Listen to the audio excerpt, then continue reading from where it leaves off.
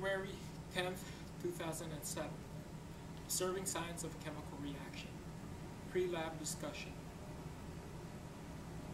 Hi, today I'm going to talk to you about experiment number 4, observing signs of a chemical reaction. In this particular experiment, you guys are going to carry out combinations of procedures by which you mix chemicals, and then you're going to observe whether a chemical reaction has taken place or not. What exactly determines whether a chemical reaction has occurred? Well, to answer that question, you first need to know the difference between a physical change and a chemical change.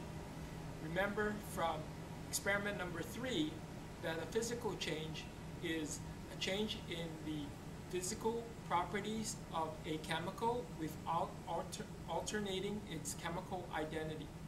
An example will be water, ice converting to liquid water upon heating, and then upon further heating converting that liquid water to steam. If you cool the steam, then it reconverts back to liquid water, and if you cool the liquid water, it converts back to ice. So the chemical identity of water, H2O, has not been changed as you go from solid ice to liquid water to gaseous steam. On the other hand, when you have a chemical change, what you actually do is cause chemical bonds to break and new bonds to form. For example, later on I will show you a demonstration by which you take water and run electricity through it, and through electrolysis the water chemical will break down to hydrogen gas and oxygen gas. If you take the hydrogen gas and oxygen gas and convert it back to liquid, it's not water anymore. And so what happens in that particular example, you take H2O, the oxygen-hydrogen bond breaks, and you form a hydrogen-hydrogen bond to form hydrogen, and an oxygen-oxygen double bond to form oxygen. So in that respect, you have a chemical change. So when you have a chemical reaction, you want to look for signs that a chemical change has occurred. And the signs that a chemical change has occurred are the following. First of all, let me just write the title of this particular experiment: Observing Signs of a Chemical Reaction. Now, the signs that a chemical reaction has occurred are the following. The first one is some new product is formed, say a precipitate.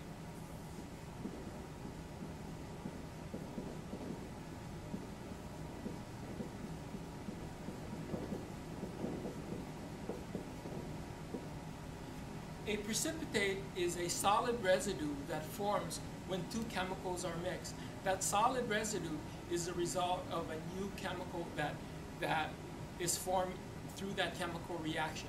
Let me give you a demonstration. I'm going to mix two chemicals. In this particular case, I'm going to mix ammonium dichromate and barium nitrate. So the chemical formula for ammonium dichromate is NH4 2 Cr2O7, and the chemical formula of barium nitrate is BaNO3 2. Mixing these two chemicals will cause a new chemical to form. Now, let me just take some barium nitrate. I'm going to put it in a test tube. I'm also going to take some ammonium dichromate, and it happens to be orange.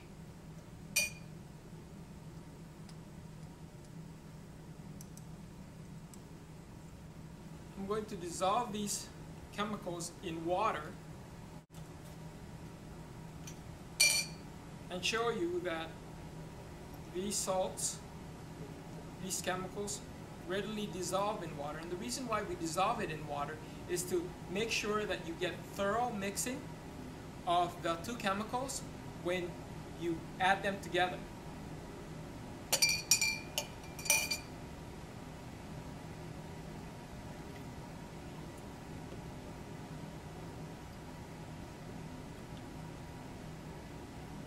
Now what I want to point out is that you will see that the solutions are transparent, which means that the chemicals actually dissolve in water. So both the ammonium dichromate and the barium nitrate are clear solution, indicating that the two chemicals dissolved in each other.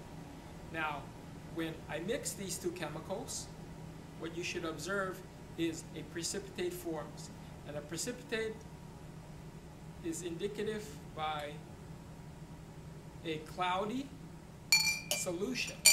You can see that the transparency has gone, and what you have is a cloudy solution. And if you centrifuge this particular chemical down, then you will collect some solid. So that is an example of chemical reaction that does occur, and it results in a formation of a precipitate. In that particular example, the ammonium dichromate, actually that's NH42, Cr2O7, and BaNO3, parentheses 2. The ammonium dichromate breaks down to ammonium, two of these, and dichromate, and the barium will break down to barium and two nitrates. The chemical that actually forms is the combination of the barium and the dichromate to form barium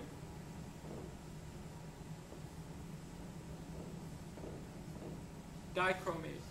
This is not a balance equation, and you will learn to balance this equation in subsequent chapters, but know that the chemical reaction that occurs is the formation of barium dichromate. You put an S to indicate that it's a solid, and that is the identity of this yellow solution.